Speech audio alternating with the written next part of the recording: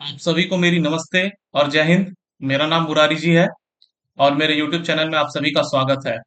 आप सभी लोग आरआरबी एनटीपीसी के फॉर्म को फिलअप कर रहे होंगे। पर अभी अभी एक नया कॉरिजेंडम जारी हुआ है दोस्तों।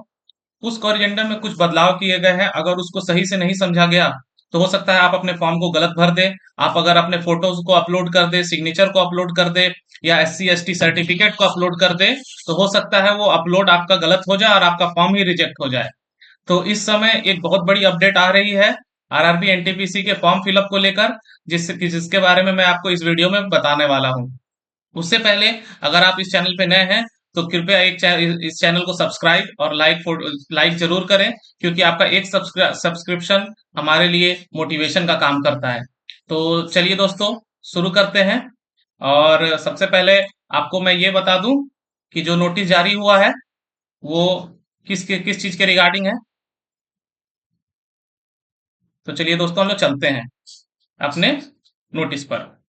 तो ये जो नोटिस जारी हुआ है दोस्तों, recruitment for the various post of non technical popular category CEN 524, और ये जो 13 तारीख को हमारा नोटिफिकेशन आया था उसके रिगार्डिंग है। इसमें दोस्तों ये लिखा हुआ है, with reference to the above notice published on the official website of railways. मतलब जो पुराना नोटिस जारी हुआ था 13/9/2024 को, उसके रिगार्डिंग है। ये आपका पहला जो कॉलम है ये सीरियल नंबर है, ये आइटम नंबर है जिसको आपको नोटिफिकेशन में पढ़ना है, और ये पेज नंबर है जो पेज नंबर बता दिया कि इस पेज में ये आइटम है, और इस पेज में इसमें जो ये पॉइंट है इसके रिगार्डिंग पहले क्या था, as in the given in 524। मतलब ये प्रीवियस वाला है और जिसको ऐसा पढ़ा जाए, ठीक है। यानी कि ये वाला जो नोटिस था इसमें कुछ बदलाव करके इधर करेक्टेड दे दिया गया है। तो चलिए दोस्तों, शुरू करते हैं, जो बहुत इंपॉर्टेंट है इस बार। नहीं तो अगर आप फॉर्म गलत भर दिए तो फिर आपका पूरा मेहनत बेकार हो जाएगा, क्योंकि एक नौकरी पूरे परिवार और सबका किस्मत बदल सकती है, आप समझ सकते हैं। तो सबसे पहले शुरू करते हैं पेज नंबर 3 से। Even after the submission of the application, but within the last date of submission of application by paying modification fee. However, after the last date of for the submission of application fees 13/10/2024, RRB shall not entertain any representation for the modification।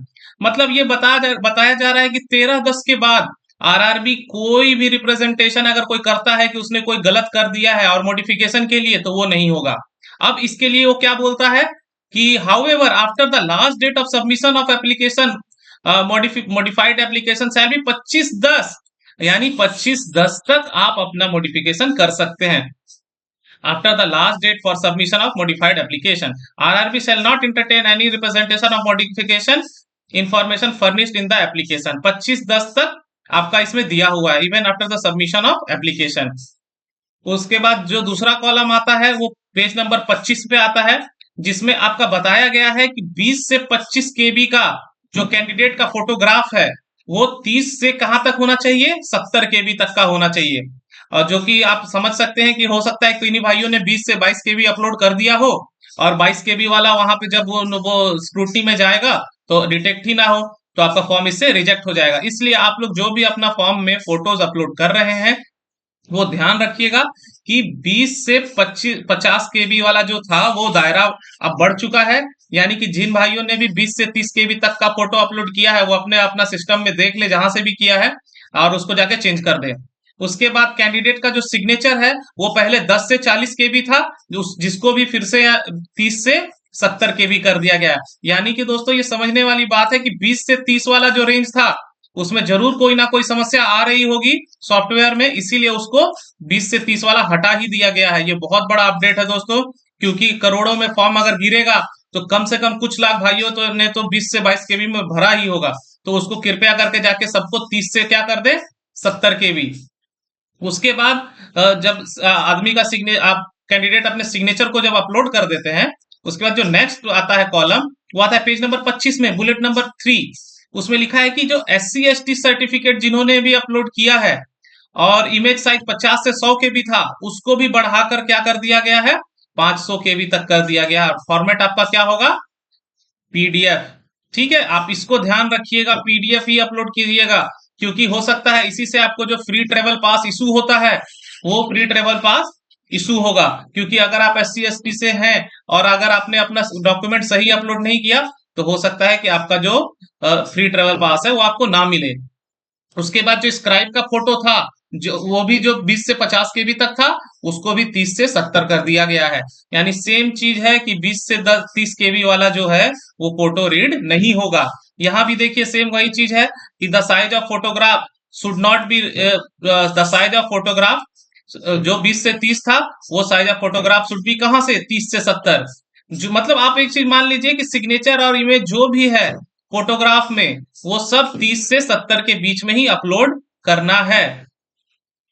बार बार ये बताया जा रहा है कि 30 से 70 तक जाइए। आपने को एक बार फिर से चेक करिएगा, ठीक है। SC ST सर्टिफिकेट में भी फिर वही बताया गया है, जो 50 से 100 था वो अब कहां तक चल गया है 500 केबी तक, ठीक है। उसके बाद का जो आता है आपका क्या, जो scanning and resizing of photograph था उसको डिलीट कर दिया गया है कॉलम। और receipt of offline payment if made through SBI चालान ब्रांच और paying slip computerise post office, उसको भी क्या कर दिया गया है, डिलीट कर दिया गया। चलिए आगे बढ़ते हैं। इसमें थोड़ा वेबसाइट में भी जो है उसको थोड़ा सा बदलाव कर दिया गया है। www.rrb, यहाँ पे क्या था bbpl.nic.in, nic.in को चेंज करके gov कर दिया गया है। और यहाँ पे भी org जो था इसको gov.in कर दिया गया है। तो ये दोस्तों, उसके बाद चलते हैं। उसके बाद जो आपका आता है SLD, ये जो आपका डिसेबिलिटी वाला कॉलम है, इस डिसेबिलिटी वाले कॉलम में आपको L को क्या लैंग्वेज ना पढ़ के क्या पढ़ना है, लर्निंग पढ़ना है, ठीक है। और सेम इसमें भी है, लैंग्वेज ना पढ़ के क्या पढ़ना है, लर्निंग पढ़ना है। तो ये दोस्तों ये सब छोटे मोटे बदलाव हैं जो लोग इसको नजरअंदाज करेंगे, लेकिन इसको नजरअंदाज करने के बाद हो सकता है कि उनको प्रॉब्लम आए, क्योंकि जो इस कैटेगरी में होंगे उनके लिए ये समस्या वाला शब्द है। फिर RRB भुवनेश्वर में जो था चीफ कमर्शियल कम टिकट सुपरवाइजर की जो पोस्ट थी, उसमें एक जो टोटल नंबर ऑफ पोस्ट दिखाया गया था OD में वो 1 था, लेकिन उसको क्या रीड किया जाए, 0।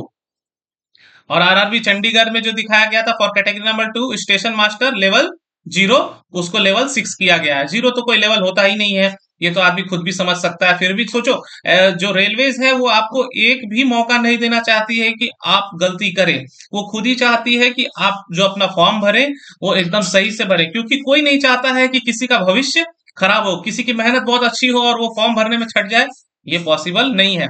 उसके बाद RRB चंडीगढ़ में ही एक और है कि जैसे जो सीनियर क्लर्क कम टाइपिस्ट की जो पोस्ट थी, जो LD2 थी और OD1 थी, उसको कैसे रीड करना है, जो 10 और 1 थी उसको 3 कर देना है डायरेक्ट, ये 2 और 1 ना होके 3 हो गया, OD 0 हो गया और टोटल 11 हो गया। यहाँ भी ये 11 ही था, लेकिन OD की एक सीट किसमें चली गई है, LD में।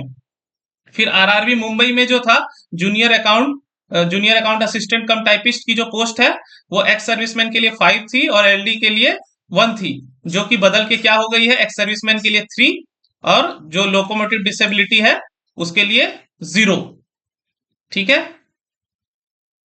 इसके बाद दोस्तों जो आपका एनेक्सर बी है वैकेंसी टेबल का, पेज नंबर 76 में RRB सिकंदराबाद में जो गुड्स ट्रेन मैनेजर PU, मतलब PU हो गया आपका प्रोडक्शन यूनिट, मतलब ये जो पोस्ट थी goods train manager production unit की, वो ECR थी, जो कि बाद में बदल के ईस्ट कोस्ट रेलवे कर दी गई है। जो कि एक प्रॉब्लम था जो मैंने भी आप नोटिफिकेशन में देखा था, तो मुझे पता था ये टाइपिंग एरर है, क्योंकि दोस्तों टाइपिंग एरर हो जाती है, हर कोई इंसान है जो टाइप करने वाला है।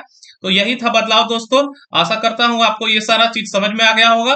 जिन भी भाइयों और बहनों ने जिनने भी फॉर्म भरा है, अगर उनका फोटोग्राफ बेसिकली अगर 20 से मोटा मोटी समझा जाए तो 20 से 30 के अगर बीच है तो उसको तुरंत जाकर चेंज कीजिए। और आपका जो अगर किसी ने स्क्राइब ले रखा है तो उसका भी फोटोज को आप अपना फोटो को चेंज करिए। अगर कोई SC ST सर्टिफिकेट को अपलोड कर रहा है 500 केबी तक, वो 500 केबी तक PDF में उसको जरूर अपलोड कीजिए। इन सब चीजों को करेक्ट कर लीजिए, तभी जाकर सिलेक्शन हो सकता है। क्योंकि आपको पता है दोस्तों, सिलेक्शन लेने के लिए मेहनत तो करनी पड़ेगी, बिना मेहनत के सिलेक्शन नहीं मिलेगा। और मॉक टेस्ट देते रहिए, क्योंकि मॉक टेस्ट ही है जो आपकी नंबर को इनहेंस करके आपको सिलेक्शन दिलाएगा। इसलिए दोस्तों RRB NTPC में एकमात्र सिलेक्शन अगर लेना है तो और लोगों के मुकाबले मेहनत कीजिए, क्योंकि सभी लोग रात रात भर पढ़ के मेहनत करते हैं तब जाके नौकरी मिलती है। इतनी आसानी से कोई घर बैठ के आपको बुला के नहीं देगा कि आपको नौकरी मिल रही है। आप अपना मॉक में देख सकते हैं कितने लोग मॉक मार रहे हैं। लाइव मॉक देखिए, कहीं भी आप जाकर देखिए। तो ये मत समझिएगा कि ये बहुत आसान है, हम कल पढ़ेंगे परसों पढ़ेंगे, आज हम जरा बाहर घूम के आ जाते हैं। तो घूमने के लिए तो समय है, लेकिन एग्जाम में समय नहीं है। मोस्ट प्रोबेबली फेब्रवरी से लेकर मार्च तक इसका पीटी शेड्यूल हो सकता है, जहां तक हमें ऐसा एहसास है।